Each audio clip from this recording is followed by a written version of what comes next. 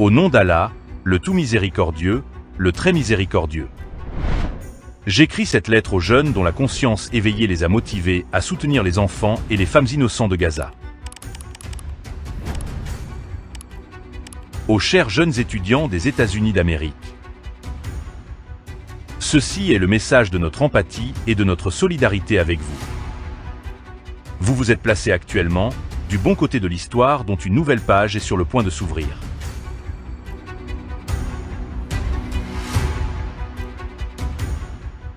Vous faites actuellement partie du front de la résistance et avez engagé un combat honorable malgré la pression incessante de votre gouvernement qui affiche ouvertement son soutien au régime sioniste, usurpateur et cruel.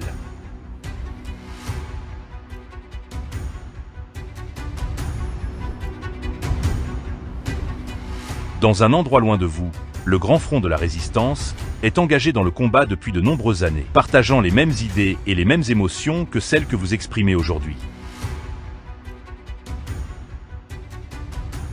Le but de ce combat est de mettre fin à l'oppression flagrante qu'un réseau terroriste impitoyable, connu sous le nom de sionisme, impose à la nation palestinienne depuis de nombreuses années. Après avoir envahi son pays, ils l'ont soumise aux pressions et aux actes de torture les plus sévères. Le génocide perpétré aujourd'hui par le régime d'apartheid sioniste s'inscrit dans la continuité du comportement extrêmement oppressif dont il fait preuve depuis de nombreuses décennies. La Palestine est un territoire indépendant avec une nation composée de musulmans, de chrétiens et de juifs, et une longue histoire. Après la Seconde Guerre mondiale, avec l'aide du gouvernement britannique, le réseau capitaliste sioniste a progressivement introduit plusieurs milliers de terroristes sur ce territoire. Ils ont attaqué les villes et les villages, soit en tuant des dizaines de milliers de personnes, soit en les déplaçant vers les pays voisins. Ils les ont expulsés de leurs maisons, de leurs marchés et de leurs terres agricoles, et ont établi un gouvernement connu sous le nom d'Israël sur le territoire palestinien occupé.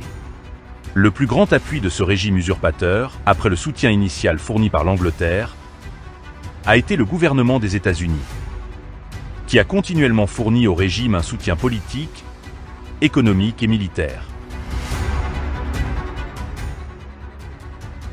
Avec une insouciance impardonnable, il a ouvert la voie au régime sioniste pour produire des armes nucléaires et l'a aidé dans ce domaine.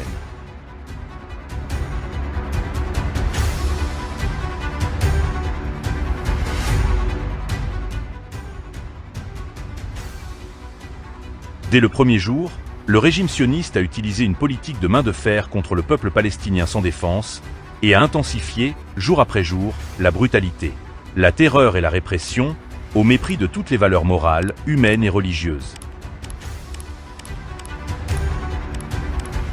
Le gouvernement américain et ses alliés n'ont même pas une seule fois froncé les sourcils face à ce terrorisme d'État et cette oppression continue. Aujourd'hui, certaines déclarations du gouvernement des États-Unis concernant les crimes horribles qui ont lieu à Gaza sont plus hypocrites que sincères. Le front de la résistance a émergé du cœur de cet espace sombre et rempli de désespoir, et l'établissement du gouvernement de la République islamique d'Iran a conduit à son expansion et à son renforcement. Les dirigeants sionistes internationaux, qui possèdent la plupart des médias, aux États-Unis et en Europe, ou les contrôlent par le biais de l'argent ou de la corruption, ont qualifié cette courageuse résistance humaine de terrorisme. Une nation qui se défend contre les crimes des occupants sionistes est-elle terroriste? Par ailleurs, fournir des aides humaines à cette nation et la renforcer peuvent-ils être considérés comme des actes de terrorisme? Les dirigeants du camp mondial de domination et de tyrannie n'ont pas le moindre respect pour les concepts humains. Ils qualifient le régime terroriste et impitoyable israélien de régime qui recourt à la légitime défense, tout en qualifiant de terroriste la résistance palestinienne qui défend sa liberté, sa sécurité et son droit à l'autodétermination. Je tiens à vous assurer que la situation est sur le point de changer. Un sort différent attend la région sensible de l'Asie de l'Ouest. De nombreuses consciences se sont réveillées à l'échelle mondiale. Et la vérité est en train de se révéler.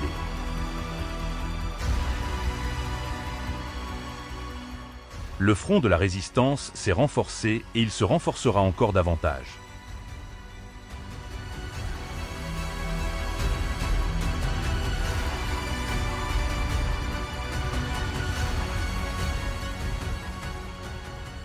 Une nouvelle page de l'histoire est sur le point de s'ouvrir.